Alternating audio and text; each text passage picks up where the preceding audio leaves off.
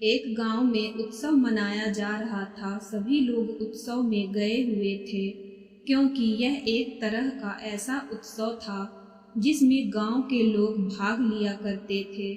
यह साल भर में एक ही बार लगाया जाता था। इसमें दूसरे गांव से भी लोग यहाँ पर आते थे। यह कुछ गांवों को मिलकर ही मनाया जाता था और यह लगभग एक महीना तक ऐसे ही चलता रहता था। उसी गांव में एक परिवार रहता था। उस परिवार में माता, पिता और एक उनका लड़का रहता था। वह परिवार बहुत ही गरीब था। कभी कभी ऐसा होता था कि उन्हें सिर्फ एक ही दिन में एक ही बार भोजन मिलता था। उनके लिए उस उत्सव में जाना तो बेकार ही था।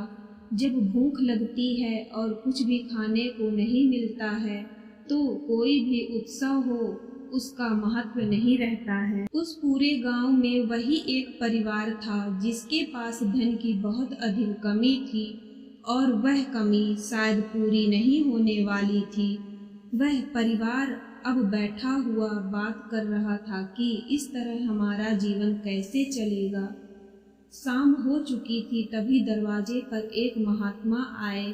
उनके माथे पर तेज था। उन्हें देखकर उन्हें बहुत अच्छा महसूस हो रहा था। तभी अंदर से उनका लड़का आया और पूछा कि महाराज, आप यहाँ पर कैसे आए हैं। तभी महाराज जी बोले कि मैं तो तुम्हें बहुत अच्छी तरह जानता हूँ, लेकिन लड़का उन्हें पहचान नहीं पा रहा था। तभी लड़के ने अपने पिताजी को बुलाया और कहा कि बाहर एक महात्मा आए हैं, आप उन्हें जानते हैं क्या? क्योंकि मैं तो उन्हें नहीं पहचान पाया हूँ। तभी पिताजी उन्हें देखने के लिए बाहर आए और वह भी उन्हें नहीं पहचान पा रहे थे।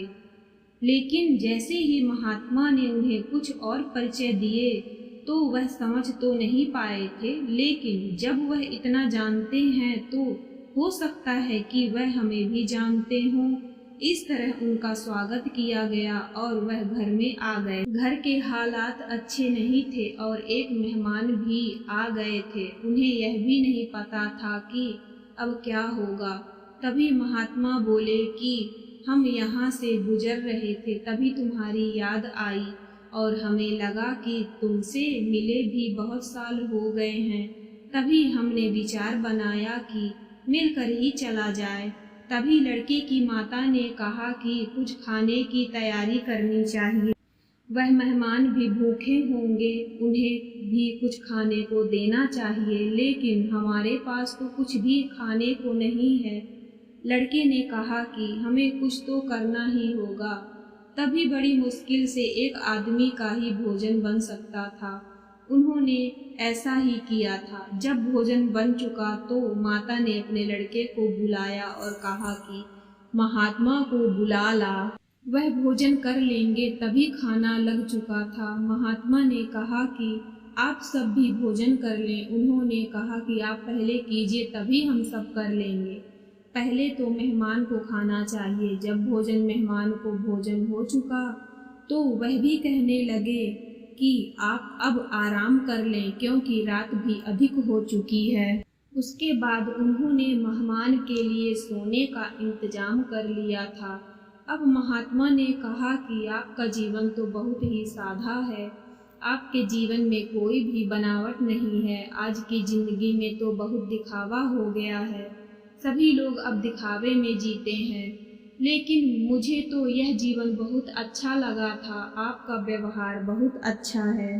तभी मेहमान ने कहा कि आप भी अब भोजन कर लें, अपने अभी तक नहीं किया है। वह आदमी नीचे गया और पूछा कि कुछ खाने में है। तभी जब उन्होंने खाने के बर्तन में देखा तो वह बर्तन सोने चांदी से भरे हुए थे। उन्होंने जितने भी बर्तन देखे उनमें यह सब था। वह यह सब देखकर सभी लोग हैरान थे, लेकिन वह समझ चुके थे कि वह कोई साधारण इंसान नहीं है, बल्कि हमारी मुसीबत को दूर करने आए हैं। सभी लोग उनसे मिलने के लिए छत पर गए थे, पर जब वह वहां पर पहुंचे तो वहां पर कोई नहीं था।